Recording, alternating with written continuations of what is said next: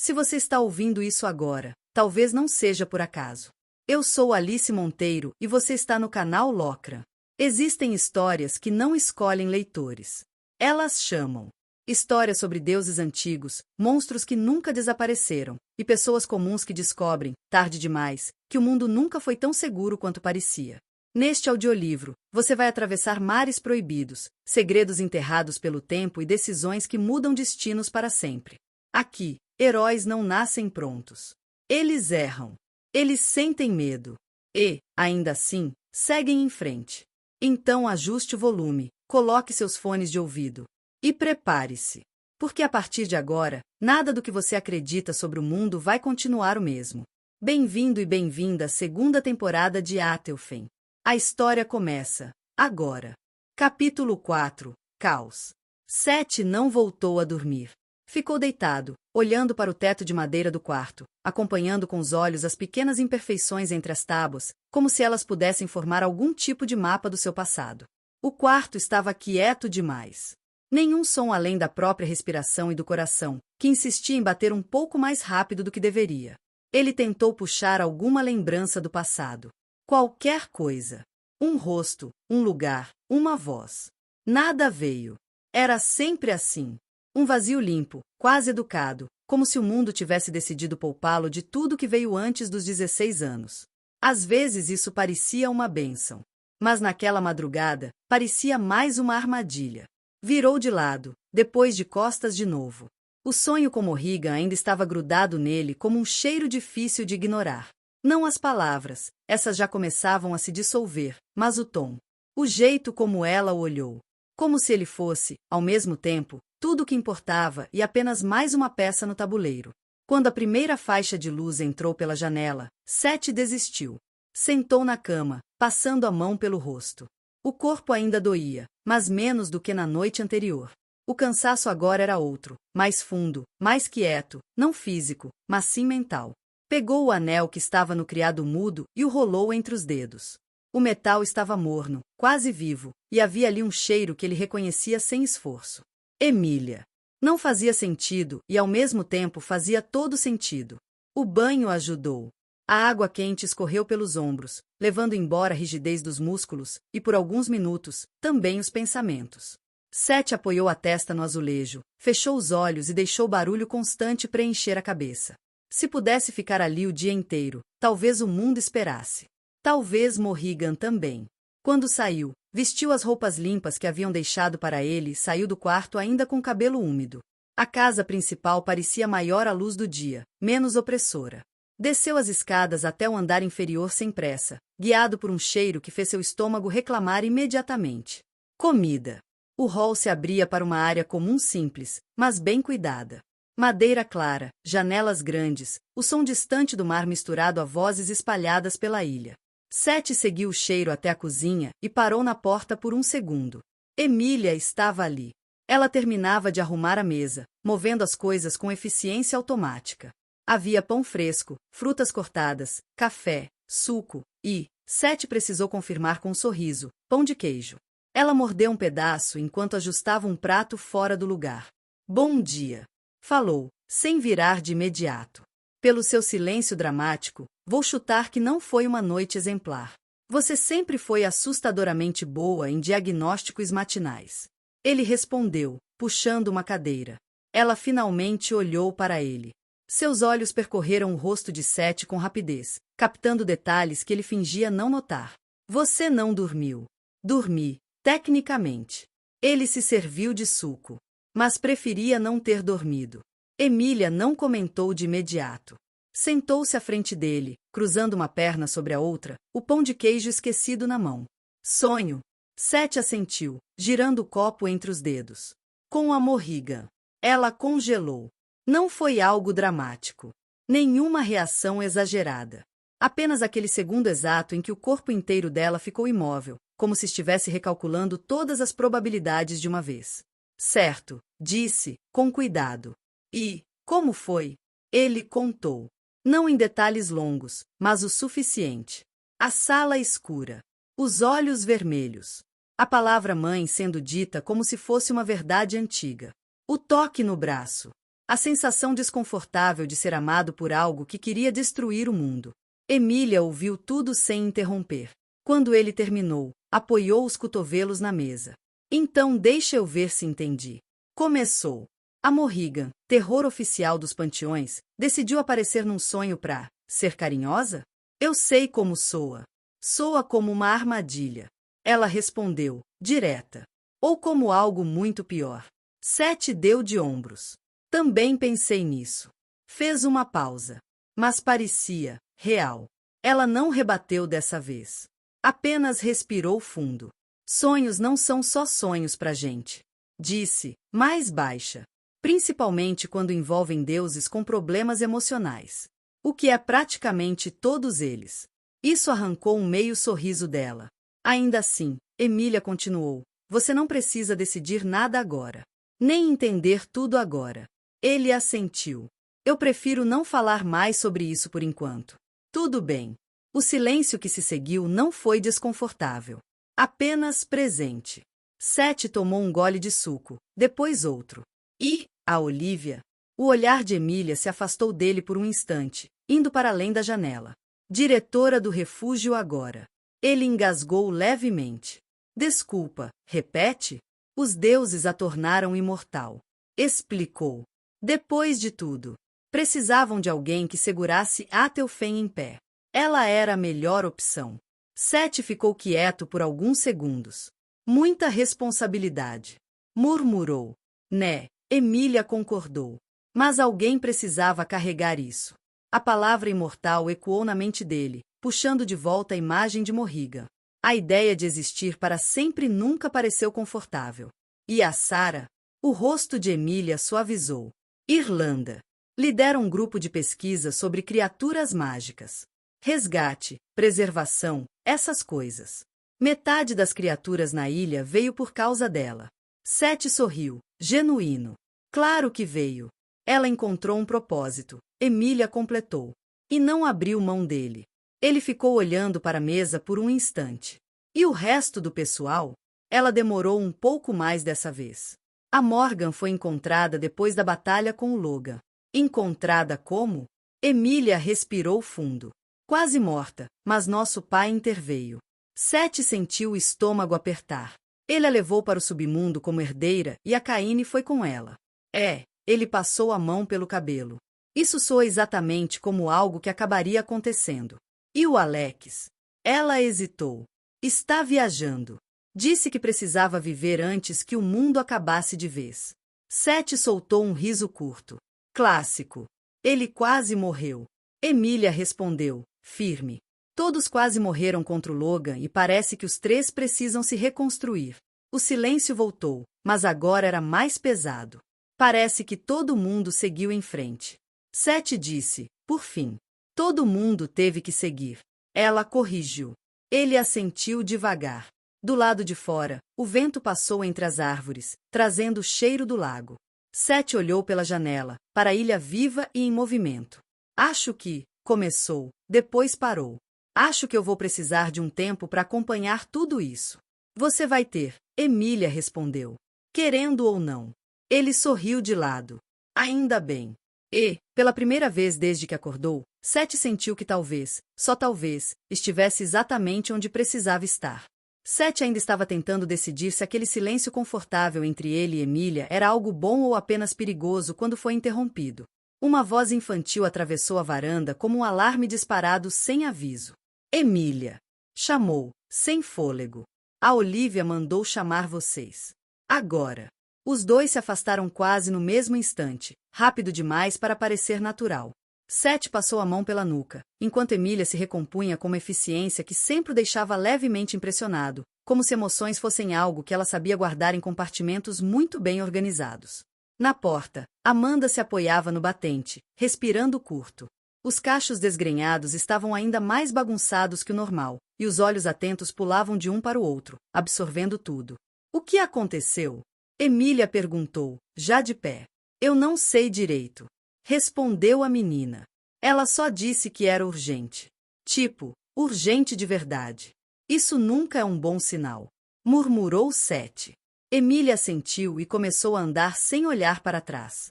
Sete a acompanhou, sentindo aquela pressão familiar no peito, a sensação de que, sempre que alguém dizia urgente, o mundo ficava um pouco mais perto de acabar. Ao atravessar o corredor principal, algo chamou sua atenção. Uma porta aberta ao fundo revelava um salão amplo, iluminado por vitrais altos. Dentro, paredes cobertas por painéis, nomes gravados, símbolos e artefatos. Ei, ele diminuiu o passo. O que é aquilo? Emília acompanhou o olhar dele.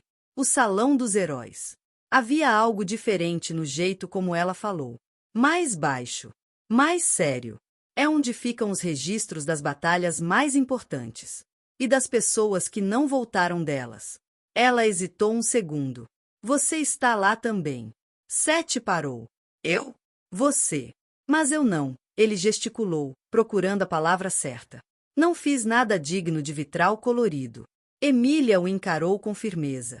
Talvez você não veja assim. Mas não é você quem decide o que salva outras pessoas. Ele não respondeu. Apenas engoliu em seco e voltou a andar. Subiram até o terceiro andar, onde ficava o escritório de Olivia. A porta estava entreaberta. Do lado de dentro, dava para ouvi-la andando de um lado para o outro, murmurando frases soltas como se estivesse discutindo com alguém invisível. Quando Emília bateu de leve e entrou, Olivia parou no meio do passo.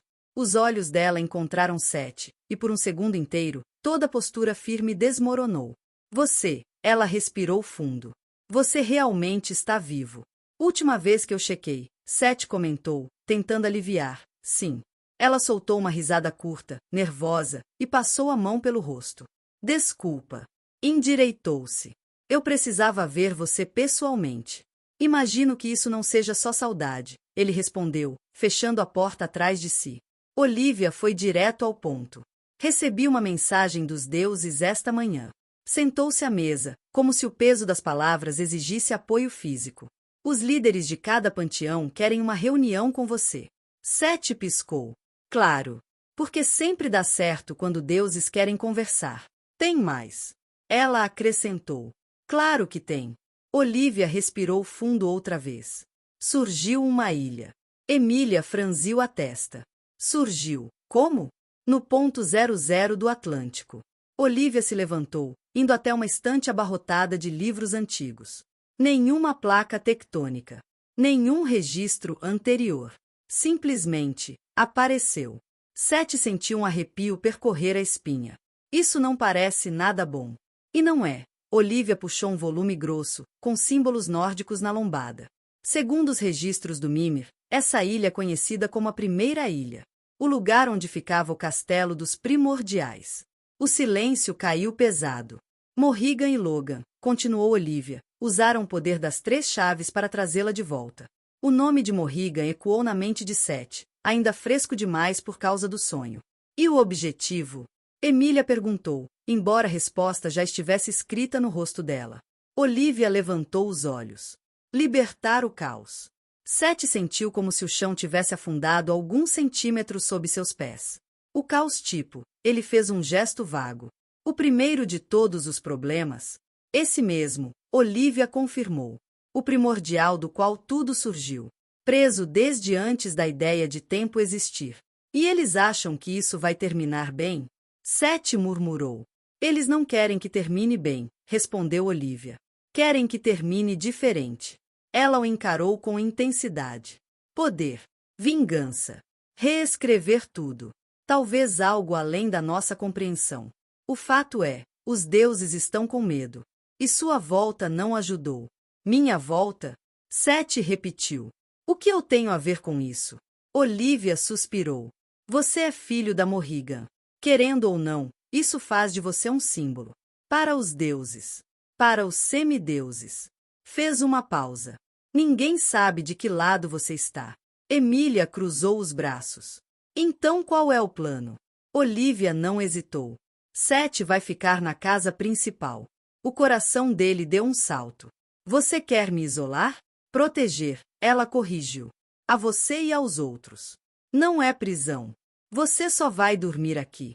Mas, até entendermos o que está acontecendo, é a melhor opção. Sete respirou fundo, lutando contra a vontade de responder no impulso. Sempre sou eu, né? Murmurou. Sempre a variável perigosa. Emília deu um passo à frente. Nós vamos lidar com isso, disse, firme. Como sempre. Olivia assentiu, um sorriso cansado surgindo no rosto. O mundo está se movendo de novo, falou, quase para si mesma. E como bem sabemos, quando isso acontece, ninguém sai ileso. Seth olhou para a janela, para o céu tranquilo demais para aquele tipo de conversa. No fundo, ele sabia. Morrigan não havia aparecido em seu sonho por acaso. Ela estava chamando. E, gostasse ele ou não, o caos estava entrando no tabuleiro. O escritório de Olivia nunca pareceu tão silencioso. Não um silêncio tranquilo, desses que convidam à concentração, mas um silêncio atento, como se o próprio lugar estivesse escutando. Seth percebeu isso enquanto apoiava o ombro na parede, sentindo a madeira fria através da camisa.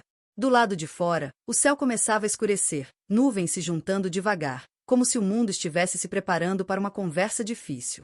Olivia se levantou com calma e caminhou até a estante mais ao fundo. Não olhou para ninguém enquanto passava os dedos pelos livros antigos, alguns presos por correntes finas, outros marcados com símbolos que pareciam mudar quando não se olhava diretamente para eles. Havia cuidado em cada gesto, como se escolher o livro errado pudesse piorar tudo. Antes que vocês pensem que os deuses finalmente perderam o juízo, a voz dela veio baixa, firme, saibam que isso não é loucura. É medo. Seth soltou um riso curto, sem humor, cruzando os braços. Deuses com medo. Isso deveria virar slogan de camiseta. Emília lançou um olhar rápido para ele, daqueles que dispensam palavras. Seth levantou as mãos em rendição silenciosa e respirou fundo, deixando o comentário morrer ali. Medo de quê, exatamente? Ela perguntou, avançando um passo. Do Seth, do Logan e da Morrigan, ou de algo maior? Olivia retirou um volume grosso da estante e o levou até a mesa central. O impacto surdo ecoou pelo cômodo, forte o suficiente para fazer Seth se endireitar. O livro parecia antigo demais para existir, a capa de cor escuro marcada por símbolos que davam a sensação estranha de já terem sido vistos antes, talvez em sonhos ruins, daqueles que a gente acorda sem lembrar direito. Medo do que existia antes de tudo, disse Olivia, abrindo o livro com cuidado. Medo do caos. As páginas não eram comuns. Tinham textura, quase pulsavam sob a luz. Símbolos se misturavam, runas, coisas que não pertenciam a nenhuma língua viva. Seth sentiu um arrepio subir pela nuca, como se algo ali reconhecesse sua presença. Muito antes dos titãs, antes dos gigantes, antes mesmo dos deuses, continuou Olivia, ele já reinava. Não havia ordem, nem limite. Só vontade. Cruel, imprevisível. O mundo não existia apesar dele, existia por causa dele. Ela fez uma pausa curta, como se medisse o peso das palavras antes de soltá-las. Foi preciso que outros primordiais se sacrificassem para contê-lo. Mesmo assim, não conseguiram destruí-lo. Apenas aprisioná-lo. O sangue dele criou criaturas. A essência dele moldou realidades. Agora imaginem alguém assim, acordando depois de eras de ódio acumulado. Seth engoliu em seco. Então, resumindo, murmurou, se ele sair da jaula, não existe plano B. Não. Confirmou Olivia. Nem plano A, para ser honesta. Emília se aproximou mais da mesa, os olhos atentos, a mente claramente trabalhando rápido demais para alguém que fingia calma. E depois da queda do Rei Negro, disse ela, o mundo deixou de dormir. Olivia assentiu. Exatamente. Coisas antigas começaram a se mover. Primordiais que estavam quietos, acordaram. Criaturas que julgávamos extintas voltaram a aparecer. A ilha primordial é só o sinal mais óbvio. Mas o verdadeiro problema são os selos e um deles já foi quebrado. O Rei Negro, murmurou Emília. Correta. Parece que ele era um dos selos que mantinha a jaula intocável, mas ele morreu e agora uma fresta se abriu. Seth franziu a testa. 7, continuou Olivia. 7 artefatos, forjados antes dos panteões. Cada um mantém uma tranca da jaula fechada.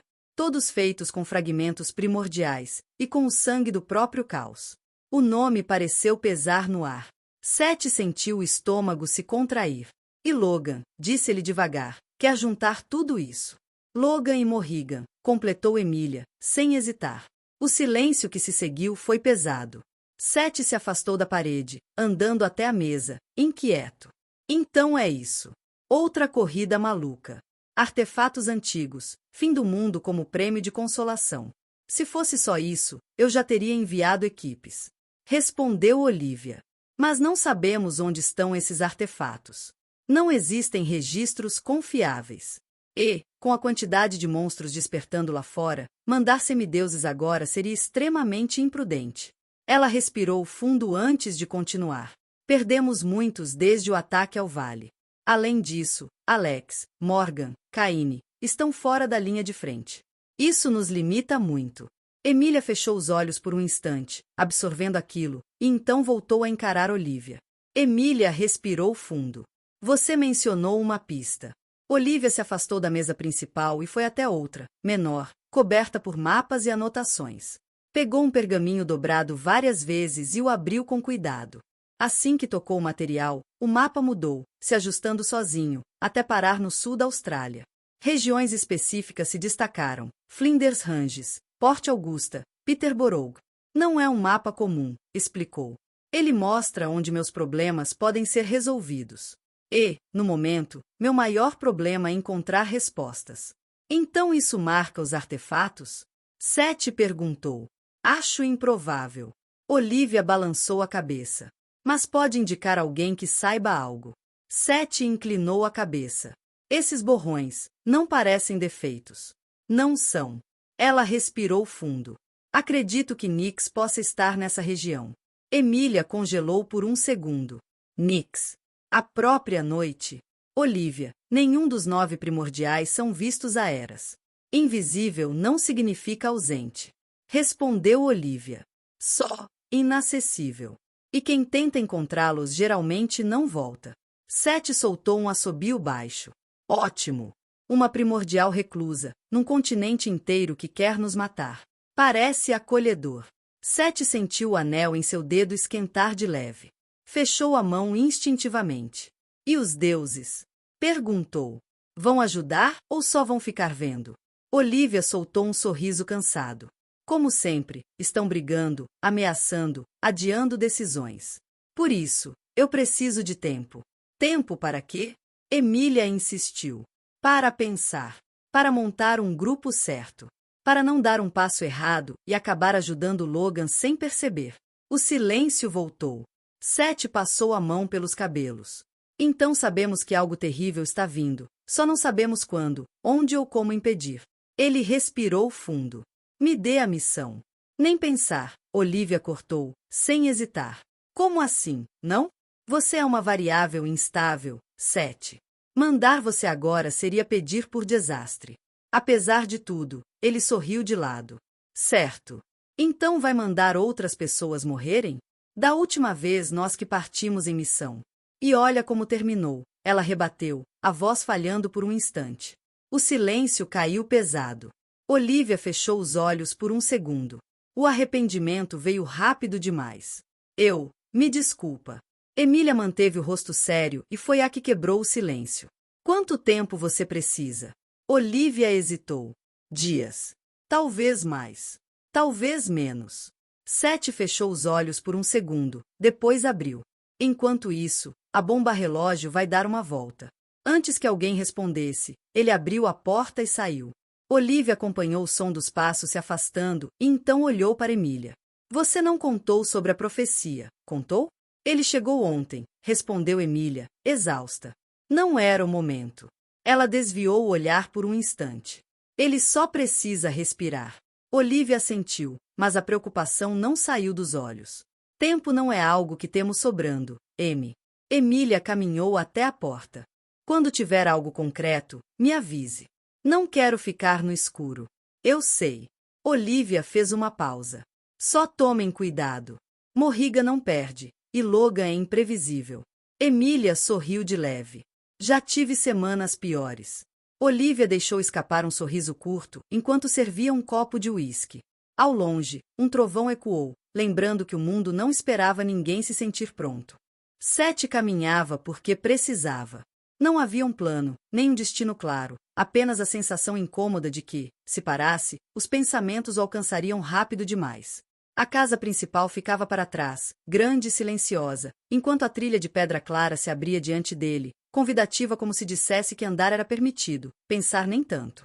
O sol da manhã atravessava as copas das árvores em feixes dourados, iluminando partes do caminho e deixando outras na sombra. O ar era fresco, salgado, carregado pelo oceano que cercava a ilha por todos os lados. Ainda assim, havia algo além do sal. Um cheiro verde, vivo, quase antigo, como se a própria terra respirasse. A cada passo, Sete sentia o chão firme sob os pés, estável demais para um lugar escondido do mundo. Aquilo não parecia improvisado. Nada ali dava a impressão de ter sido construído às pressas. A ilha tinha o peso de algo que existia havia muito tempo, e pretendia continuar existindo. As árvores se afastaram aos poucos, revelando ao longe estruturas que surgiam sem alarde, como se sempre tivessem feito parte da paisagem. Os dormitórios apareciam espalhados pela ilha em pontos bem definidos, cada um ocupando uma direção diferente. Não eram idênticos, mas compartilhavam a mesma sensação de pertencimento. Sete não saberia explicar porquê, mas teve certeza de que cada construção estava exatamente onde deveria estar. O caminho começou a descer levemente, e o som do mundo mudou. O vento ficou mais suave. O cheiro do oceano se misturou a algo fresco. O lago surgiu de repente, amplo e silencioso, refletindo o céu com uma clareza desconcertante.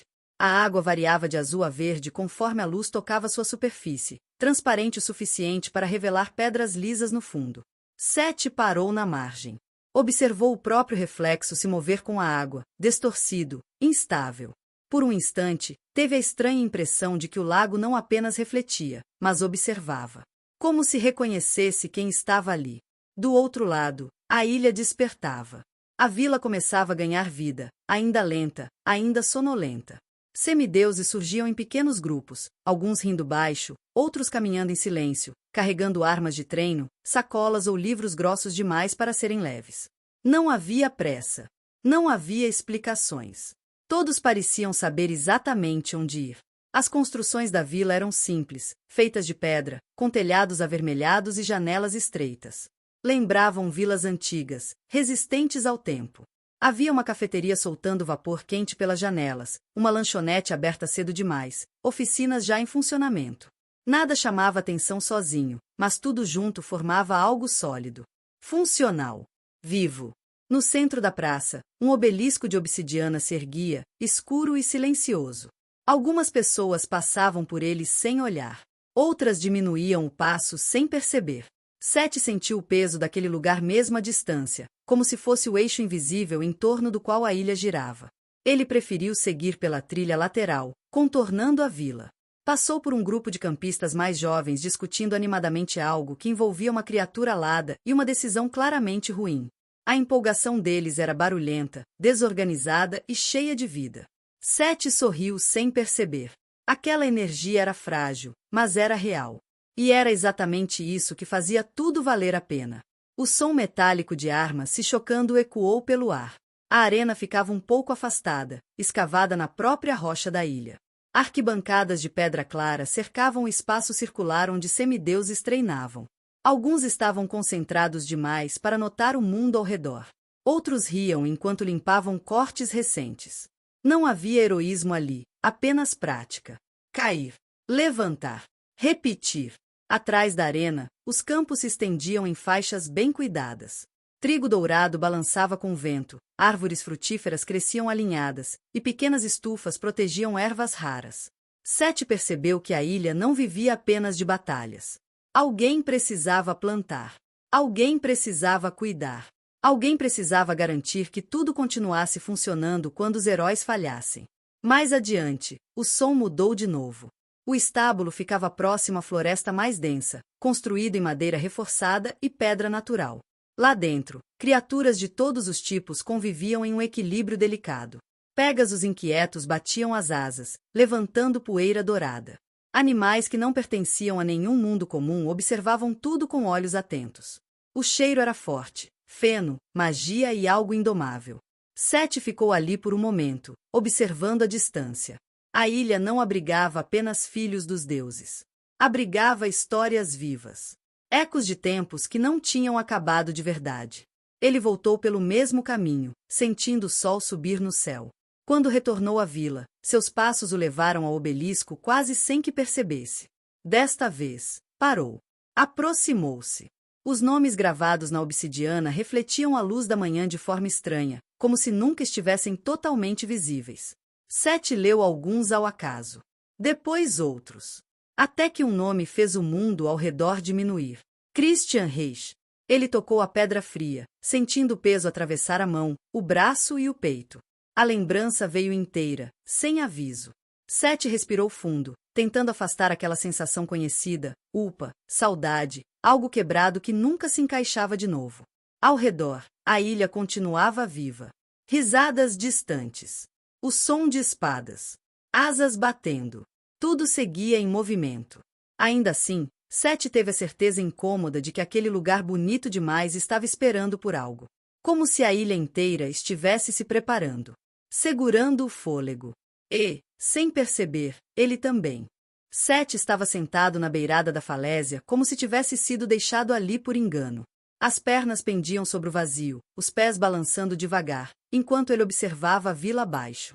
As casas de pedra clara se espalhavam em curvas suaves, seguindo o relevo do terreno, como se ninguém tivesse ousado forçar a ilha a ser outra coisa além do que ela queria. Não havia fios, postes ou qualquer traço de tecnologia moderna. Ainda assim, tudo funcionava. Talvez até melhor do que o mundo humano com sua tecnologia em excesso. O lago refletia o céu em tons preguiçosos de azul, ondulando com calma suficiente para parecer falso. No centro, uma pequena ilha servia de palco para risadas agudas. Algumas nereidas se espreguiçavam sobre as pedras aquecidas pelo sol, empurrando semideuses distraídos das canoas sempre que tinham chance. Sete acompanhou uma queda específica com um meio sorriso cansado. Pelo menos alguém ainda se divertia sem culpa. Os passos atrás dele não tentavam ser discretos. Também não eram agressivos. Apenas, estavam ali, como se a pessoa tivesse decidido que aquele era o momento certo para existir naquele espaço. Sério, a voz veio carregada de humor seco. Eu já vi gente famosa, infame, amaldiçoada, mas você é um combo impressionante. Nunca vi alguém ser tão odiado e tão adorado ao mesmo tempo. O que você é, afinal? Um conceito abstrato? Sete suspirou antes mesmo de virar o rosto. Um dom raro. Respondeu. Consigo irritar vivos, mortos e entidades que tecnicamente não deveriam mais ter emoções. Sania estava ali, uma bolsa atravessada no corpo tão cheia de papéis que parecia prestes a se rebelar contra a gravidade. Ela o analisava como quem encara um enigma interessante demais para ignorar. Faz sentido, disse, inclinando a cabeça. Você tem aquela energia clássica de isso vai dar errado, mas não hoje. Fico aliviado. Sempre quis passar essa impressão. Ela se aproximou da borda, não tanto quanto ele, e lançou um olhar rápido para a vila antes de voltar a atenção para Sete. Lugar curioso para fugir do mundo. Não tô fugindo. Ele disse. Só, observando antes que tudo resolva explodir, de novo. Então é contemplação pré-desastre. Um clássico também. O vento passou entre eles, bagunçando o cabelo castanho escuro dela e fazendo alguns papéis escaparem da bolsa. Sania resmungou algo inaudível e os prendeu de volta com um gesto rápido, como se aquilo já tivesse acontecido muitas vezes antes. Quando te encontrei no deserto, disse, sem olhar diretamente para ele, eu realmente não achei que você fosse aquele Sete. O do Rei Negro. As expectativas estavam baixas? Inexistentes. Ela respondeu. Mas aí você apareceu carregando o peso do mundo nas costas como se fosse mochila escolar. Sete deu um riso curto, sem humor. Alguém tem que segurar enquanto o resto tenta seguir em frente. Ela observou de canto, os olhos atentos demais para alguém fingindo casualidade. Você faz isso como se fosse sua obrigação. Talvez seja. Talvez não, vai saber. Ela abriu a boca para responder, fechou de novo. Mudou de ideia. Em vez disso, sentou-se numa pedra próxima, abraçando os joelhos por um instante antes de soltar um suspiro exagerado. Só, não fica parado aqui tempo demais. Disse. Lugares silenciosos demais costumam ser péssimos ouvintes. Eles deixam a gente sozinho com pensamentos que não pediram permissão para entrar. Por alguns segundos, nenhum dos dois falou. O som distante da vila subia até eles misturado ao canto dos pássaros e ao barulho suave da água. Era bonito demais. Calmo demais. E isso deixava Sete desconfortável. Você sentiu, né? Sania quebrou o silêncio. Não finge que não. Ele franziu o senho. Sentir o quê, exatamente? Porque, sendo sincero, nas últimas 48 horas eu senti medo, culpa, dor nas costas e uma vontade constante de desaparecer. Não isso. Ela balançou a cabeça.